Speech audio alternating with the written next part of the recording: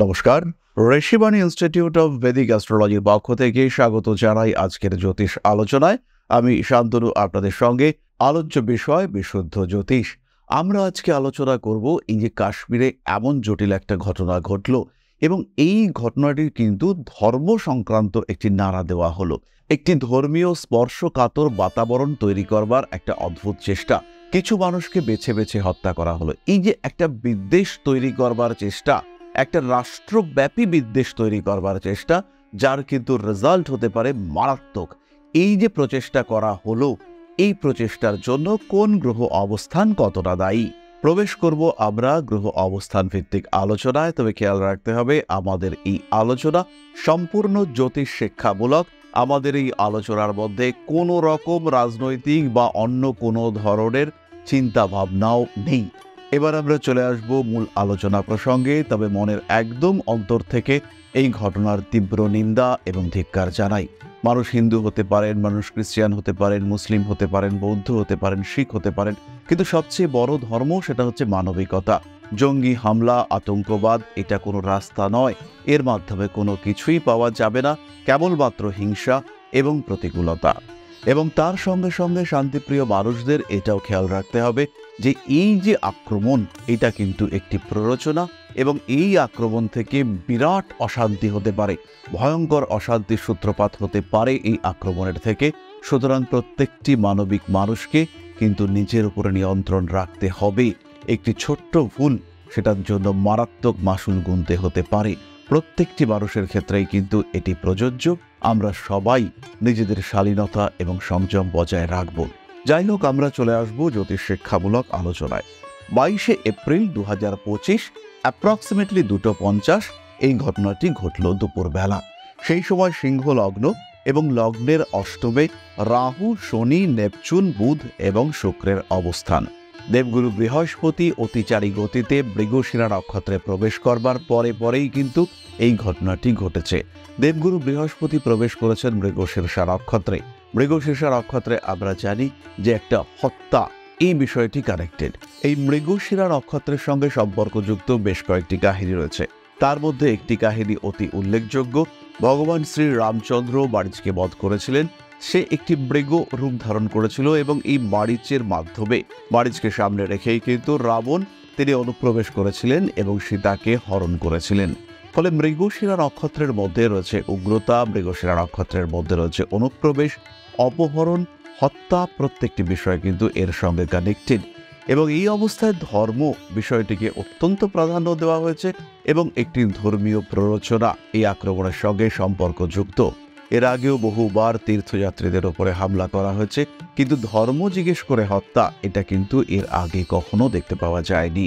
সুতরাং এই বিষয়টির মধ্যে যে বিশাল চক্রান্ত রয়েছে সেটি কিন্তু বলাই বাহুল্য। এই সময় যদি আমরা রাশিচক্রের দিকে দেখি, সেই ক্ষেত্রে মঙ্গল সে নিচস্থ অবস্থায় রয়েছে শনির নক্ষত্রে। শনি কিন্তু সিংহ লগ্ন সাপেক্ষে অষ্টমে রাহু যুক্ত হয়ে অবস্থানরত। ফলে রাহু শনি কম্বিনেশন এবং সেই রাহুর মঙ্গলের উপর দৃষ্টি মানুষের উগ্রতা, আতঙ্ক সৃষ্টির প্রবণতা, হিংসাত্মক ঘটনা তৈরির প্রবণতা এগুলিকে মারাত্মকভাবে বাড়িয়ে দিয়েছে। এবং কালপুরুষের দ্বাদশে রাহু শনি এদের ভীষণ ক্লোজ অবস্থান, এটা কিন্তু ভীষণভাবে একটা সিগনিফিকেন্স ক্রিয়েট করেছে যে বিদেশি আক্রমণ। এর আগে আমরা একাধিক ভিডিওতে আলোচনা করেছি যে রাহু শনি এরা যখন একে অপরকে ক্রস করবে, অর্থাৎ সমগ্র এপ্রিল মাস এটা কিন্তু বিপজ্জনক হতে চলেছে ইন্ডিভিজুয়াল মানুষের ক্ষেত্রে, জাতির ক্ষেত্রে, রাষ্ট্রের ক্ষেত্রে এবং প্রাকৃতিক বিপর্যয়ের ক্ষেত্রে। কারণ রাহু শনি মীন রাশিতে যখন যখন একত্র হয়েছে তখন কিন্তু দুর্ঘটনা ঘটেছে। তার সাথে সাথেই যারা আমরা অল্প বিস্তর জ্যোতিষ চর্চা করি প্রত্যেকেই জানি যে ষড়যন্ত্রের কারক গ্রহ তিনি কিন্তু কেতু। এই কেতুর সঙ্গে সম্পর্ক করেছে, ত্রিকোণ সম্পর্কে রয়েছে বৃহস্পতি এবং চন্দ্র। চন্দ্র মানবিকতা, চন্দ্র ভালোবাসা, চন্দ্র প্রেম, চন্দ্র স্নেহ, চন্দ্র স্বাভাবিক ইমোশন। এবং এই মুহূর্তে কেতু, বৃহস্পতি, চন্দ্র এরা সকলে ট্রাইন রিলেশনশিপে রয়েছে। বৃহস্পতির সঙ্গে সংযুক্ত রয়েছে ইউরেনাস। মেষ রাশিতে ইউরেনাস এবং বৃহস্পতির অবস্থান। কৃত্তিকা নক্ষত্রের দ্বিতীয় চরণে ইউরেনাসের অবস্থান। এবং আমরা সকলেই জানি ইউরেনাস হল মার্সের ফিয়ার্স রূপ, অর্থাৎ মঙ্গলের মতোই কিন্তু ভয়ঙ্করতম একটা রূপ। সেই যখন কৃত্তিকা নক্ষত্রের মধ্যে রয়েছে কর্তন, অর্থাৎ কেটে ফেলা, মেরে ফেলা, হত্যা। এই বিষয়গুলি কৃতিকা নক্ষত্রের সঙ্গে কানেক্টেড। তার সঙ্গে সঙ্গে বৃহস্পতি, তিনি ধর্ম, তার সাথে সাথে আমরা দেখতে পাচ্ছি তিনি মৃগশীর্ষা নক্ষত্রে অবস্থান করে রয়েছেন, সেখানেও কিন্তু হত্যার বিষয়টি কানেক্টেড। কেতু রয়েছে কালপুরুষের ষষ্ঠ ভাবে, তার উপরে দৃষ্টি রয়েছে শনির, তার সঙ্গে ত্রিকোণ সম্পর্কে বৃহস্পতি চন্দ্র, চন্দ্রের সঙ্গে যুক্ত রয়েছে প্লুটো, মানুষের আনকনশিয়াস মাইন্ডের সঙ্গে কানেক্টেড। এবং যত কিছু ষড়যন্ত্র, সেখানে কিন্তু কেতু প্লুটো এদের একটা কানেকশন দেখতে পাওয়া যায়, এবং সেই কানেকশনটাই তৈরি হয়েছে, তার ফলে এরকম একটা সাংঘাতিক ঘটনা ঘটেছে। এর সঙ্গে সঙ্গে তারিখ, এটাও কিন্তু ভীষণভাবে ম্যাটার করেছে। 22 তারিখ 2+2 অর্থাৎ 4, এপ্রিল মাস 04 আবার 4, রাহুর সংখ্যা এবং সাল সেটি কিন্তু 2025 সবে মিলে নয়। এখানেও কিন্তু আমরা রাহু মঙ্গল এদেরকে বারবার পেয়েছি। আর সমস্ত সংখ্যাগুলিকে যদি আমরা যোগ করি তাহলে আমরা পাব শনির সংখ্যা 8, অর্থাৎ 22 তারিখের 4, এপ্রিলের 4, তার সঙ্গে 2025 অর্থাৎ 9 আর 8 17, 7 আর 1 8। সেই 8 সংখ্যা, এটি কিন্তু আমরা বারবার পাচ্ছি, এরকম নেগেটিভ ইম্প্যাক্ট নিয়ে আসছে। 8 সংখ্যা নির্দেশিত দিনে ঘটনাটি ঘটেছে। এর আগে আমরা দেখেছি 26 তারিখ একাধিক আতঙ্কবাদী ঘটনা ঘটেছে, সেখানেও কিন্তু সংখ্যাটি চলে এসছে 8। 26 তারিখই সুনামি হয়েছে, 26 তারিখই হয়েছে নেপালে ভয়াবহ ভূমিকম্প। সুতরাং এই 8 সংখ্যাটি কিন্তু মারাত্মকভাবে এই ধরনের প্রাকৃতিক বা মনুষ্য ঘটিত বিপর্যয়ের সঙ্গে কানেক্টেড। তাই একদিকে নেগেটিভ গ্রহ অবস্থান এবং অন্যদিকে জটিল সংখ্যাতাত্ত্বিক প্রভাব, এই সমস্ত মিলে কিন্তু এত বড় একটা ঘটনা ঘটেছে, এবং এই এত বড় ঘটনাটিকে আগে থেকে ট্রেস করা যায়নি। আমরা আশা করব, মনে প্রাণে ঈশ্বরের কাছে প্রার্থনা করব, এই ঘটনার নেগেটিভ ইম্প্যাক্ট যেন কোনো শান্তিপ্রিয় মানুষের উপরে না পড়ে। রাষ্ট্রের মতন ব্যবস্থা নেবে, কিন্তু আমরা সাধারণ মানুষরা আমরা যেন সুস্থ থাকি, যেমন ছিলাম ঈশ্বরের আশীর্বাদে তেমনই যেন আমরা থাকি।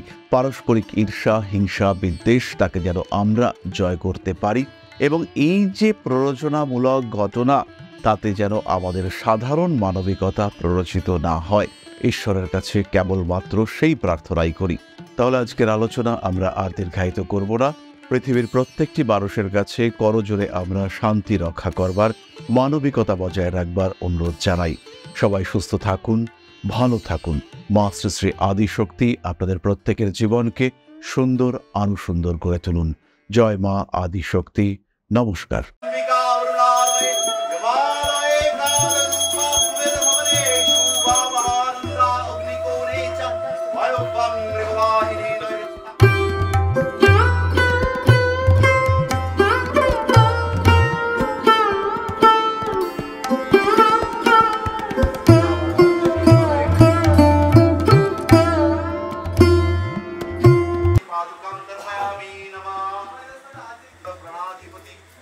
दक्षिणा कालिका परिषदाय स्वाहा।